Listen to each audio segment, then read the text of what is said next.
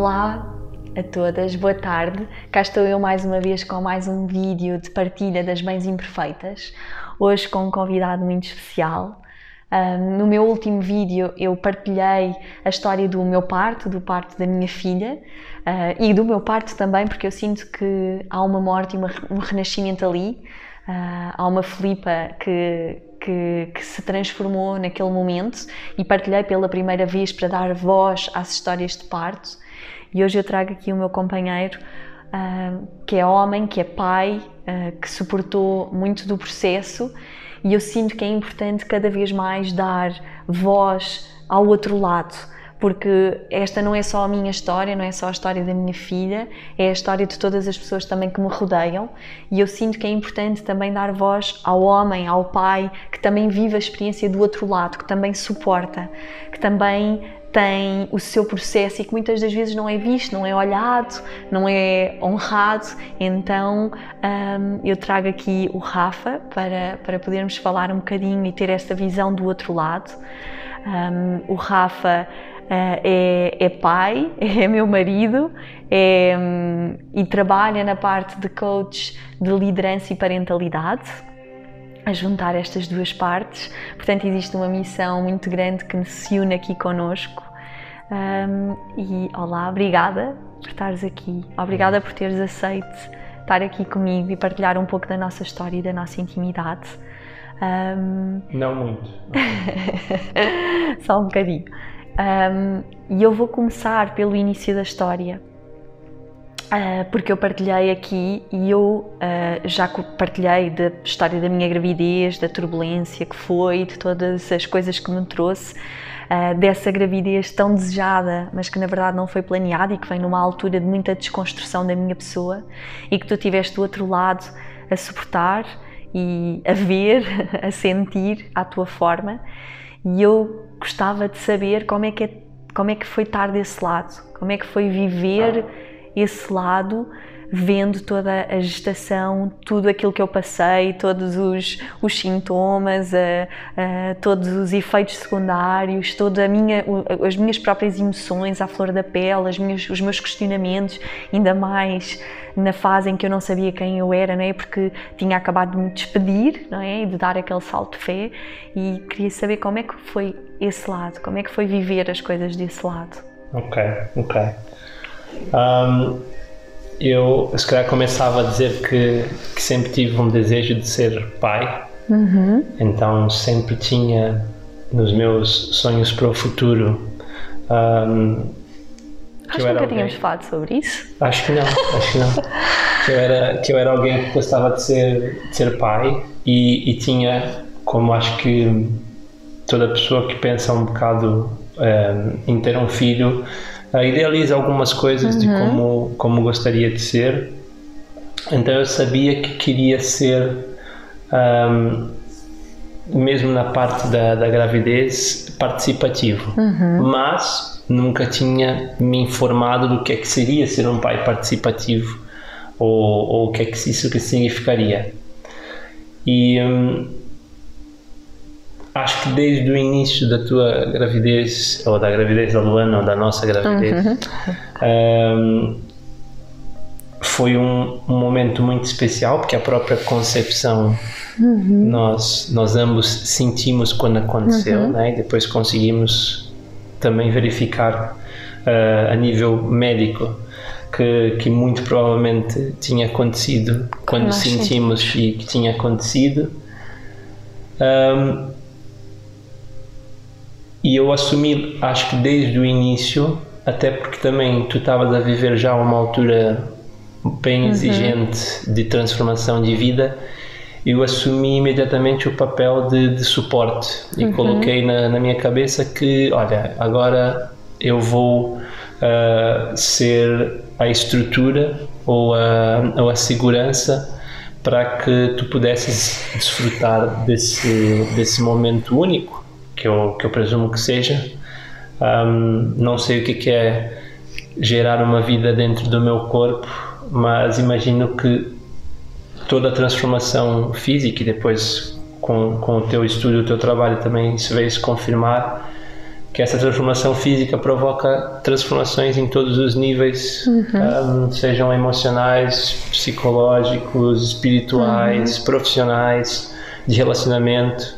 Então eu coloquei mesmo na cabeça, olha, vou então segurar as pontas para que tu vivesse isso, sem esquecer de que eu queria estar a fazer parte. Eu acho que entre nós os dois sempre houve muita partilha e abertura para que não só da minha parte eu querer participar, mas tu também deixares-me entrar e nunca ter assumido que a gravidez era tua e que eu não tinha oportunidade de estar a participar nela.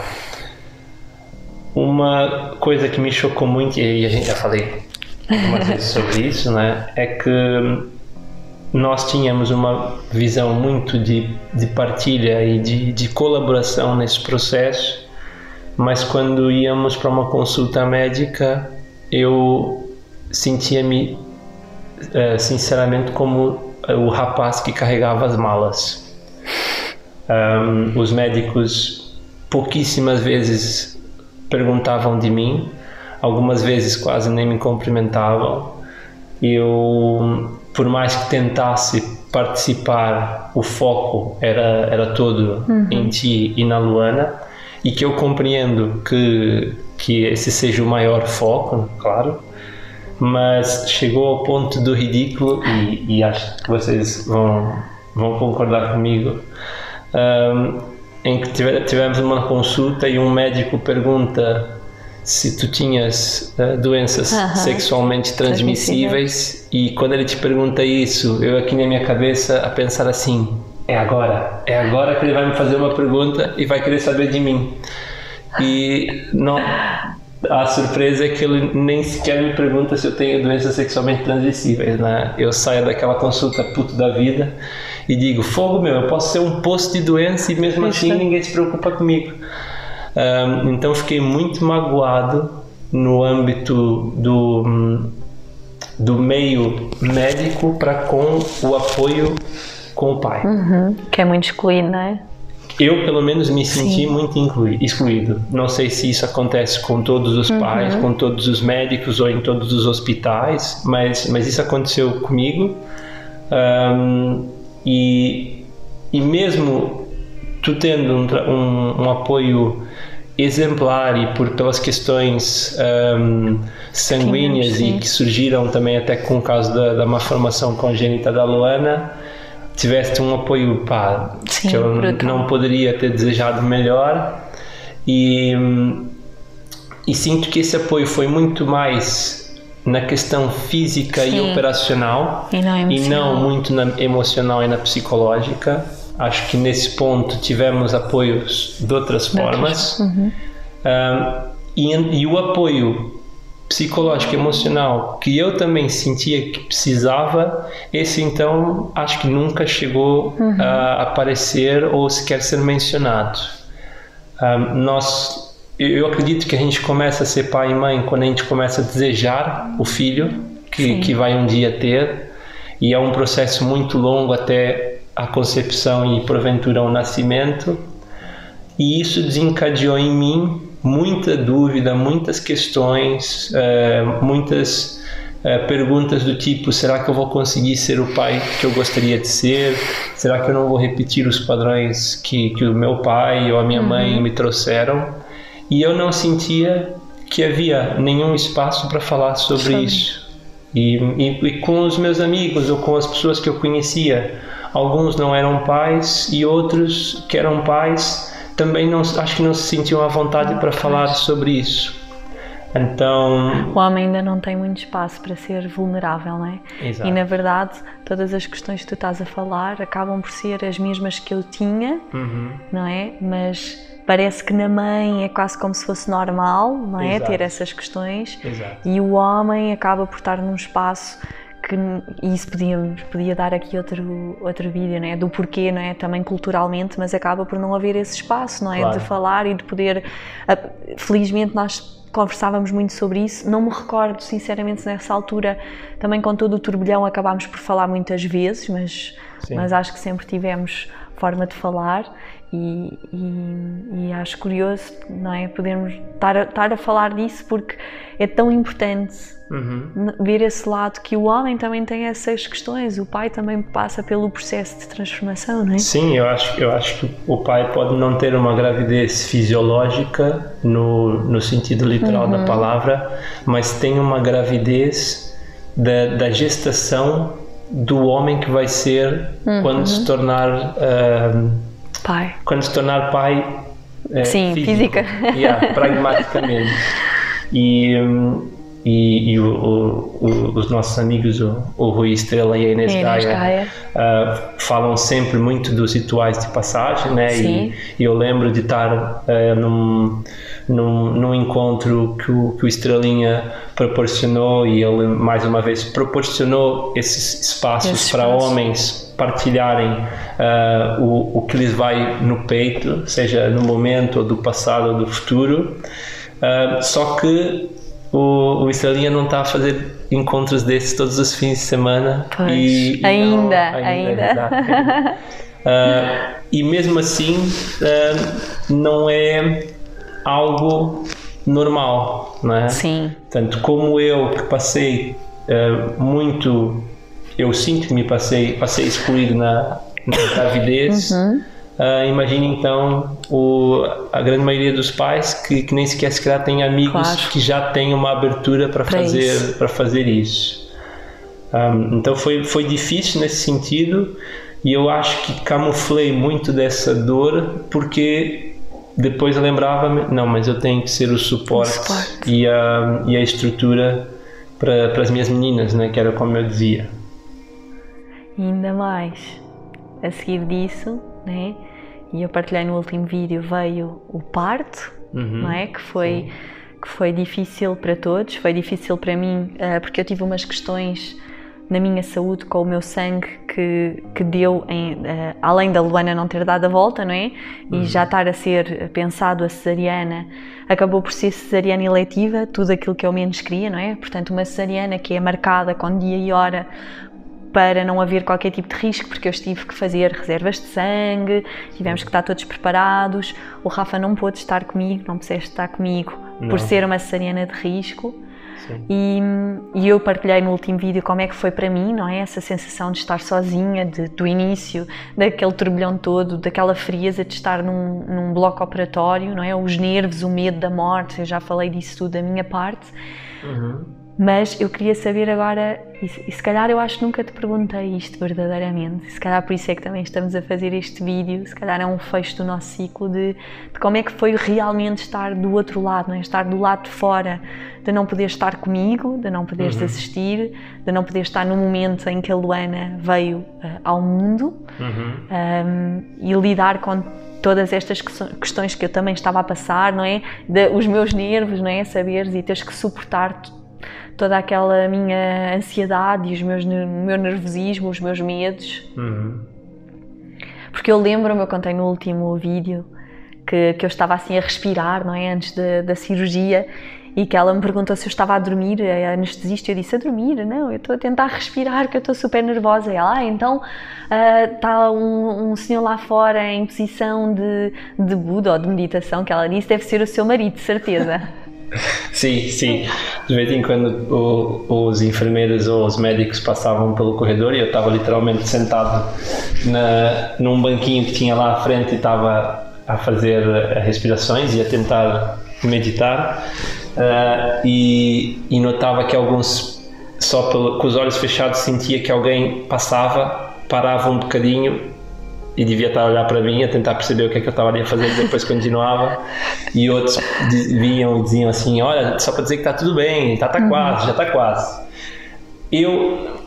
Tu me conheces, né? Eu normalmente, por um motivo ou pelo outro, não prevejo muito o futuro, principalmente o futuro mais negativo. Vivo muito no agora. Às vezes pode ser bom porque estou presente, ou também posso estar focado no estresse do agora, mas não no futuro e no que é que pode acontecer. Essa parte para mim não foi complexa, não foi difícil, não foi exigente. Porquê? Porque eu tinha a crença que ia acontecer o que tinha que acontecer. E isso até pode ser frio dizer, mas eu estava completamente aberto para o que fosse. E deixava o meu sofrimento para se alguma coisa má acontecer. Mas lá naquele momento não me passava isso pela cabeça, e quando passava era quase como em meditação. Olha, está a vir aqui um pensamento de alguma coisa má. Ok, é normal. Dá consciente, agradece, mas deixa passar e deixa ir embora, porque também há outros pensamentos bons a passar, e posso focar neles, ou posso tentar não focar em nada. E foi isso um bocado que eu fiz. O parto para mim foi fácil. O pós-parto é que foi complicado. Pós-parto é que foi mesmo um momento que eu acho que é quando o pai entra em cena, né? E quando eu peguei a Luana nos braços a primeira vez, foi quando eu te disse que senti, olha, a partir de agora a vida começa a sério, já não há mais brincadeirinha, já não há mais treino, brincadeirinha no sentido mais de estar a brincar com a vida sem consciência, não. Há muita brincadeira hoje em dia, mas é uma brincadeira com consciência e com responsabilidade. E depois, o facto de teres ido para o recobro e não teres como ter acesso à Luana. A Luana foi para o neonatal, então fui eu cuidar da Luana. Fui eu que dei o primeiro, não foi o primeiro, foi o segundo, porque o primeiro eles estavam a tentar perceber se a Luana conseguia mamar. A Luana nasceu com uma fenda lábio-palatina, uma malformação congênita, então eles precisavam validar se ela conseguia mamar, mas logo a seguir fui eu a dar-lhe o biberon. E então ter esses momentos, esses primeiros momentos em que eu tenho que aprender a dar o biberon, a trocar uma fralda, a fazê-la rotar, a colocá-la para dormir, e que se calhar eu tinha idealizado que íamos fazer juntos, eu tive a fazer sozinho, ou com outras mães a visitar os seus bebês em neonatal, ou com enfermeiras, ou com assistentes que muitas vezes não eram tão simpáticas ou carinhosas comigo. Com o bebê tudo bem, mas sentia falta de carinho para comigo. Eu ali tudo super bem disposto para tentar e ser super presente, mas aquela sensação de que quase que eu não devia estar ali, porque é um espaço sagrado das mães, e era o único pai ali sozinho com uma bebê, pelo menos naquela altura. Eu mais uma vez tentei fazer do mais positivo possível, mas foi difícil. E depois saber que tu tinhas que ficar sozinha, porque estávamos numa instituição pública, então o pai ou nenhum acompanhante pode dormir lá, saber que ia estar sozinha, tu tinhas imensa dor, não te conseguias mexer. A Luana era uma bebê que precisava de atenção especial, porque não mamava tão bem como outros bebês que não tivessem a fenda, mesmo que bebês sem fenda também às vezes tenham desafios de amamentação. Estávamos todos muito preocupados com essa questão, porque além de estarmos a ser pais pela primeira vez, estávamos a ser pais de uma criança com uma malformação congênita. Uma malformação congênita que não é tão incomum e que é até simples de lidar e de promover um crescimento saudável, mas mesmo assim é uma malformação congênita. Então essa parte foi muito difícil. E coisas que me deixavam maluco. Estávamos numa maternidade e em frente, na janela do teu quarto, estavam a ter obras. Obras que começavam às 7 da manhã. E imensos carros, imenso barulho. Não, imenso barulho porque os carros que paravam na rua em frente por causa das obras buzinavam, mas como se fosse o 25 de abril. Eu literalmente ia à janela e às vezes até gritava, tipo, pá, por favor, façam um silêncio, né? Tipo, havia quartos com 6 mulheres e às vezes 12 crianças, porque havia algumas com gêmeos e tudo, às 7 da manhã levar com buzina delas. Então também foi um grande choque do tipo, pá, o mundo e a sociedade, principalmente do trabalho, não honra mais o nascimento das crianças. Não cria tempo para essa criança nascer. E espaço, não é? E espaço, se calhar alguns anos atrás, quando nascia uma criança, tipo, a família toda parava, os amigos do trabalho iam todos à maternidade, a mulher era cuidada, era recebida em casa com, tipo, todo mundo a dar-lhes miminhas, etc. E hoje, o que eu estava sentindo naquela altura é que é mais uma criança. O mundo não para, o trabalho não para, as obras não param, as buzinas não param, e olha... É o que é, temos que trabalhar e a vida continua. E depois não poder estar aí contigo à noite, e tu sabes, claro, né? Eu cheguei para a médica que estava contigo e eu disse assim, olha, eu não quero saber. A minha esposa está a sentir dores, tá? Mas eu tenho a certeza que eu cuido melhor dela em casa do que ela sozinha aqui, com uma assistente, uma enfermeira por andar, acho que era, não sei se era assim. Sim. Era por à noite, por turno. Tu não conseguias te mexer. A Luana passou para ir para o quarto onde tu estavas e tinha que continuar a mamar, tinha que trocar a fralda. Tu tocavas o sinal da enfermeira e da assistente, ela aparecia às vezes 1 hora depois. Não porque ela não queria fazer um bom trabalho, porque ela estava a cuidar de outras mães, né? Estava sozinha. Então ele também disse assim, chega, dê-me o papel que for, eu assino, mas a minha mulher vai para casa hoje. E causou um grande choque. Mas eu acho que até a maternidade apercebe-se de que não consegue dar conta de tudo que passa na maternidade, principalmente à noite, onde o número dos quadros é reduzido. Então o pós-parto para mim foi o mesmo... E agora estás a falar de um pós-parto imediato, não é? Porque depois disto tudo, não é? Nós assinámos os papéis de responsabilidade. Não era suposto eu vir para casa porque eu estava a passar mal perante a anestesia que eu levei e tive os efeitos secundários. E acabámos por assinar a nossa responsabilidade e voltar para casa. E viemos para a loucura do pós-parto e da vida a 3 com todos os desafios, que não foi fácil porque as questões que já comentaste da Luana, não é? De termos estes desafios talvez acrescidos, e também porque eu passei muito mal, não é? Da cirurgia, de tudo, estive nos cuidados intensivos, não é? Passei mal com a anestesia e portanto eu basicamente fui para casa sem me mexer. Lembro-me que mexia os olhinhos, lembro-me que durei muito tempo até tomar o primeiro banho e lavar a cabeça. E começou toda uma nova aventura e tu teres que suportar isto, apesar de também na altura nós não estarmos a passar a fase mais fácil, e tu tiveste acho que 2 semanas em casa, se tanto, porque tiveste que ir trabalhar.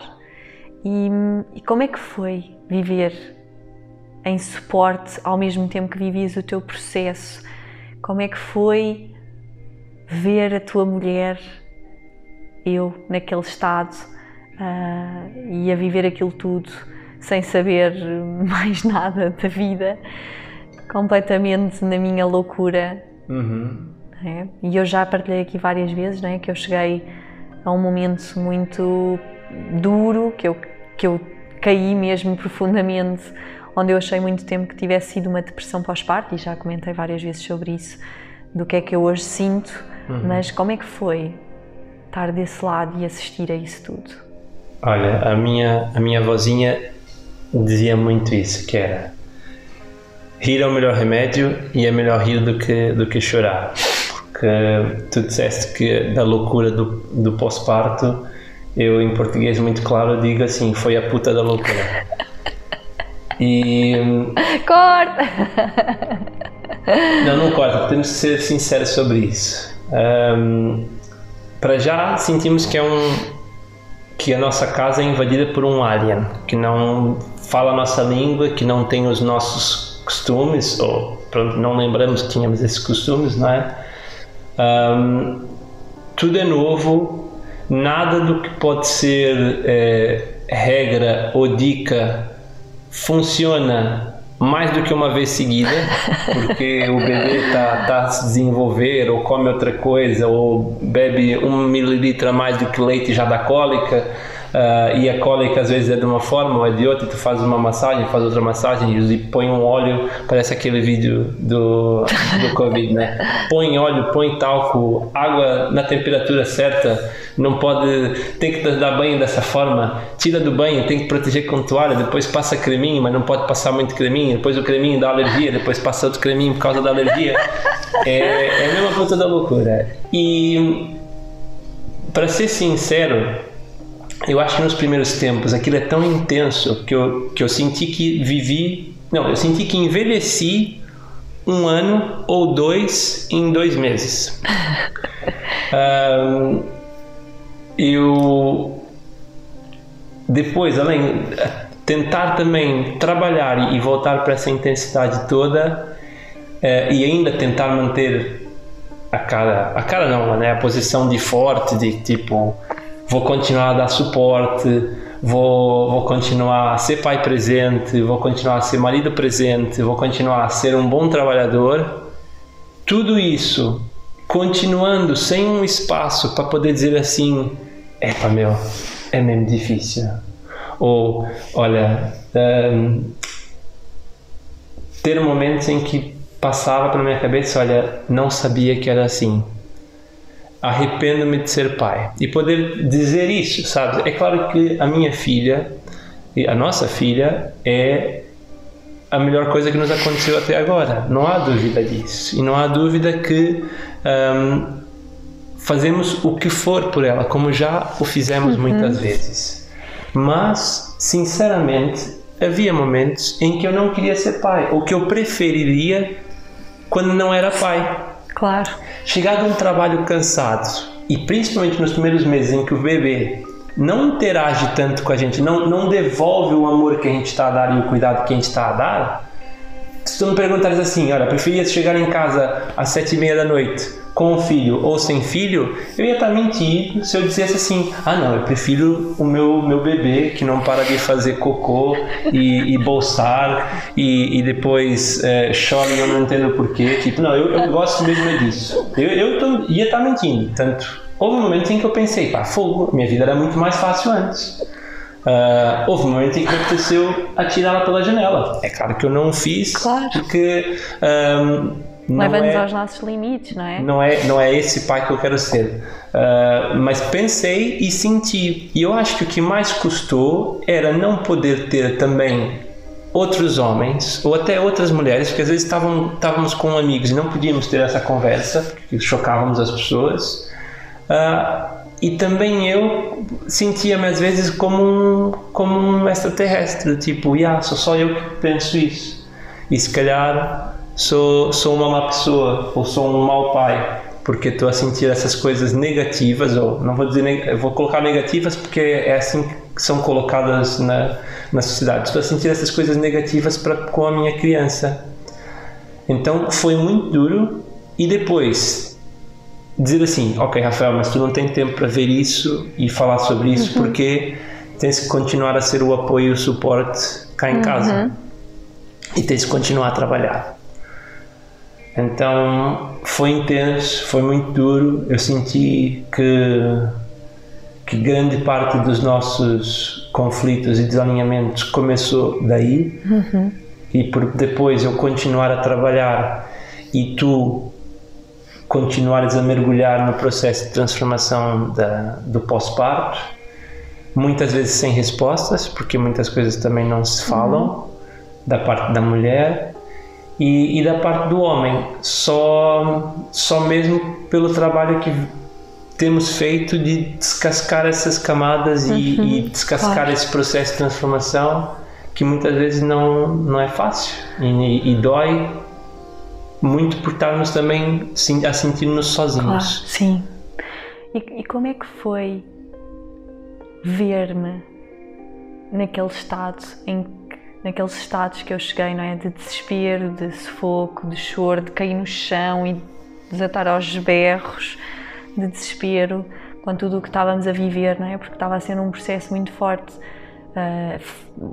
para mim, não é? De pura desconstrução, não é? E de perder tudo o que eu conhecia para passar a ter aquilo, e eu fiquei com a Luana praticamente 1 ano e meio em casa, portanto sem ter também a minha independência, o meu trabalho, a minha, não é? De repente ser dependente de alguém. Como é que foi ver a tua mulher, não é? A tua companheira naquele estado? Como é que é para esse lado ver isso e sentir isso?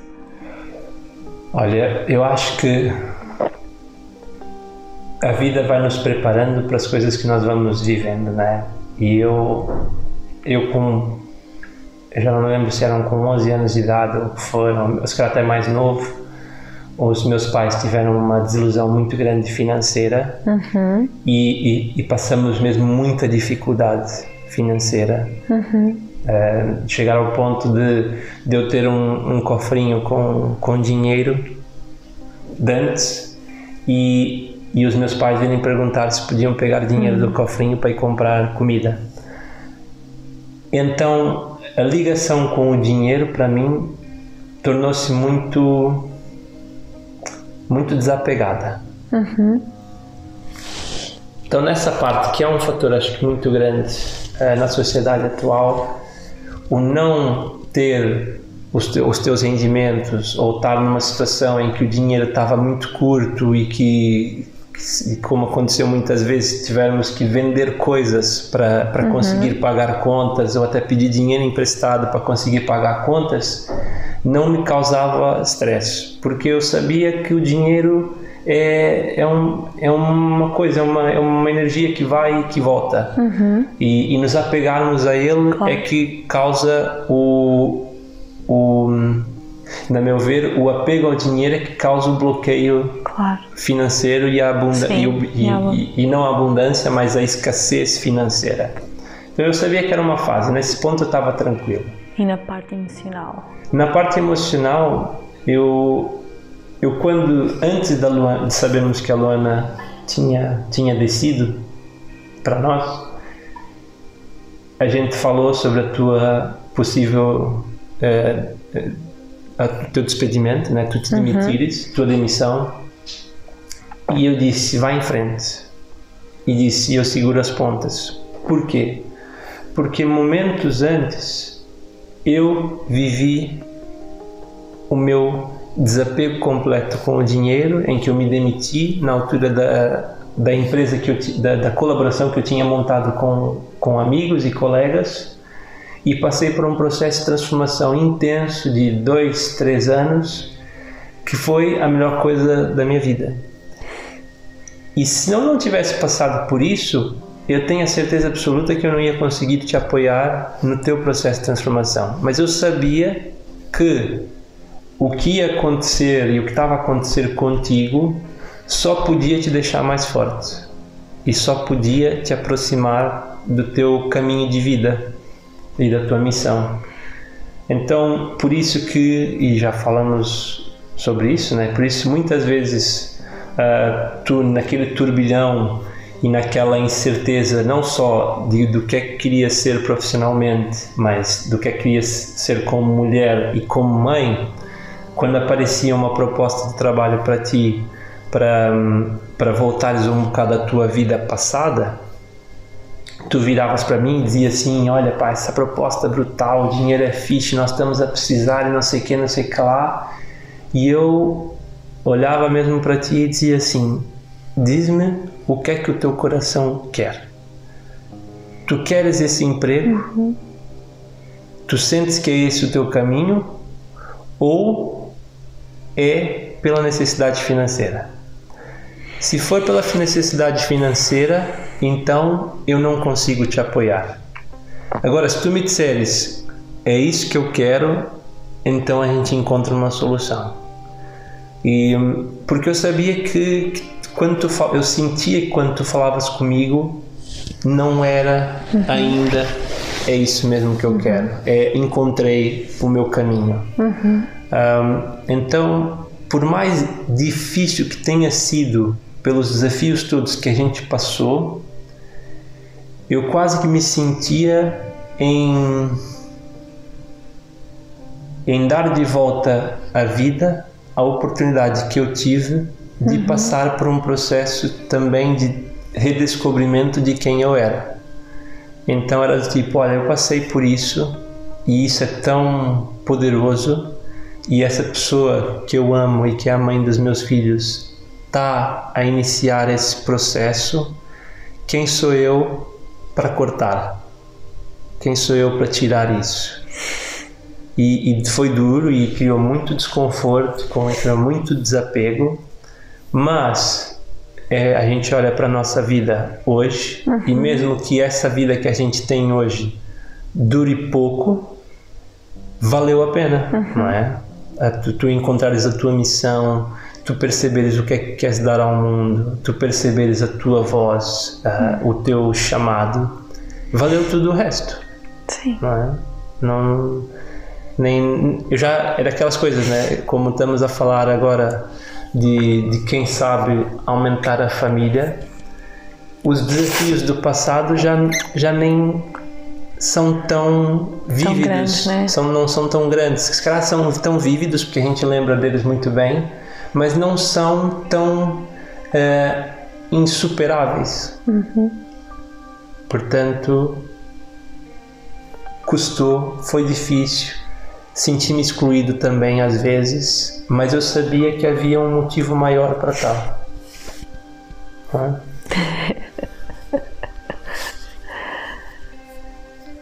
Eu não consigo falar muito agora, mas terminando aqui,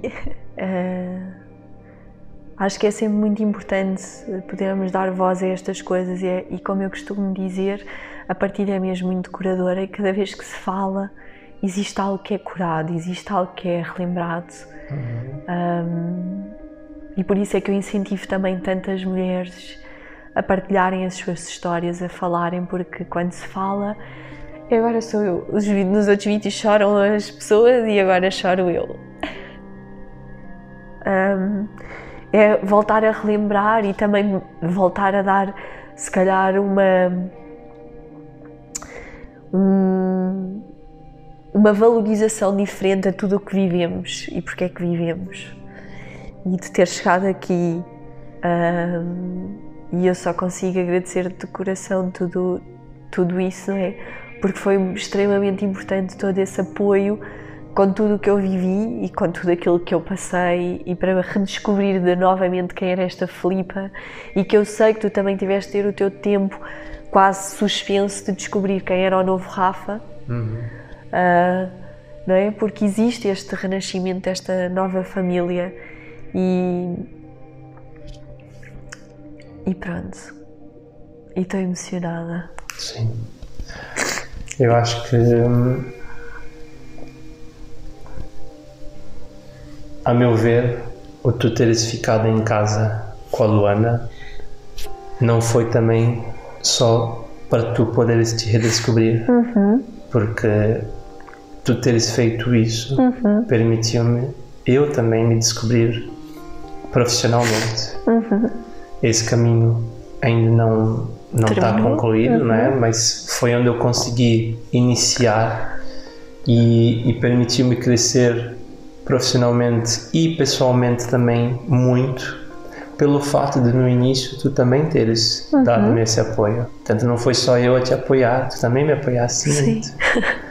E por isso eu também te agradeço, porque se há duas pessoas que acho que podem estar orgulhosas do caminho que fizeram, acho que somos nós dois.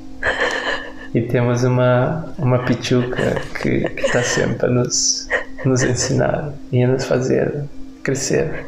Portanto, ela também não está a dar sossego nesse caminho, nesse processo. Puta que pariu, hein, filha? Maneira de vez em quando, né?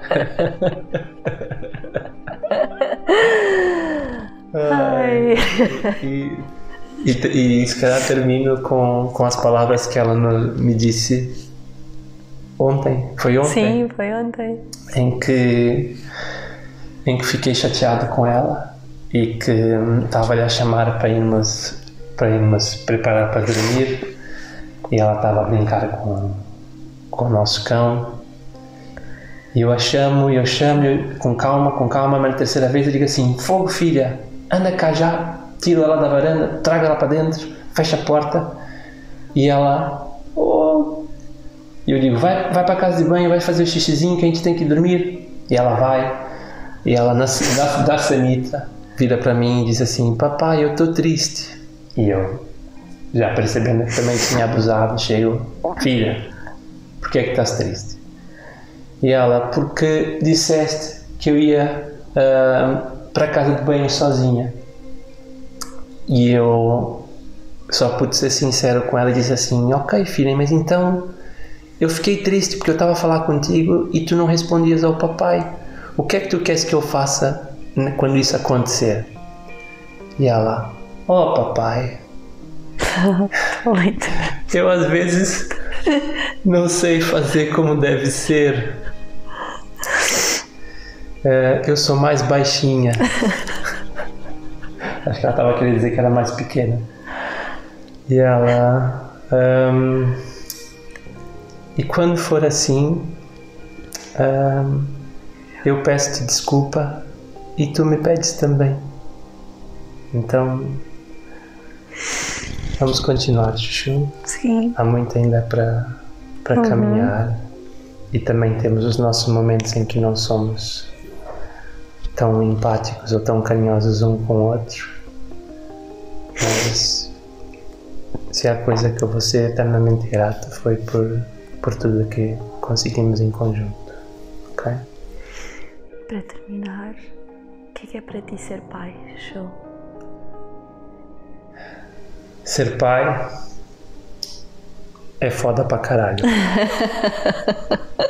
É a minha expressão e eu digo com todas as letras porque eu não sei se quando as tribos preparavam um homem para ser pai, qual é que era o ritual de passagem que faziam. Mas eu senti que entrei num comboio em movimento e entro e as pessoas do comboio falam todas um idioma que eu não conheço, obrigam que eu fique acordado, dão-me porrada física, emocional e psicológica, e quando eu pergunto para onde é que o comboio vai, ninguém sabe responder. Então ser pai é muito intenso, mas quando eu olho à volta para essas pessoas do comboio, há uma beleza e uma plenitude e um sentimento de deslumbramento, tanto com o que se vê dentro do comboio quanto o que se vê na paisagem. Então é o melhor dos dois mundos. No Brasil dizemos que é padecer no paraíso, e é agora também ligando muito a meu trabalho e o que eu quero trazer para o mundo. Eu quero muito trabalhar a tríplice da mudança na sociedade: a parentalidade, a educação e a liderança. Então é uma responsabilidade muito grande, porque estamos a criar a geração do futuro e estamos também a reaprender sobre nós. Então é o maior processo de autoconhecimento que eu já vivi na vida. Obrigada por esta conversa. Espero que vos inspire a partilharem também, a curarem, a trazerem as histórias. O nosso mundo precisa da verdade do nosso coração, seja ela qual for. E isso é curador e vai trazer aos nossos filhos um novo mundo também, com mais verdade, com mais amor, com mais conexão. E obrigada. Obrigado. E quem sabe, perguntem ao vosso companheiro ou companheira como é que foi o parto, a gravidez, o parto e o pós-parto para eles. Porque se não criamos espaços na sociedade para podermos falar abertamente da outra parte do nascimento de uma criança e da outra pessoa envolvida no nascimento da criança, criem vocês. Tenham essa conversa. Quem sabe o que é que vocês vão descobrir.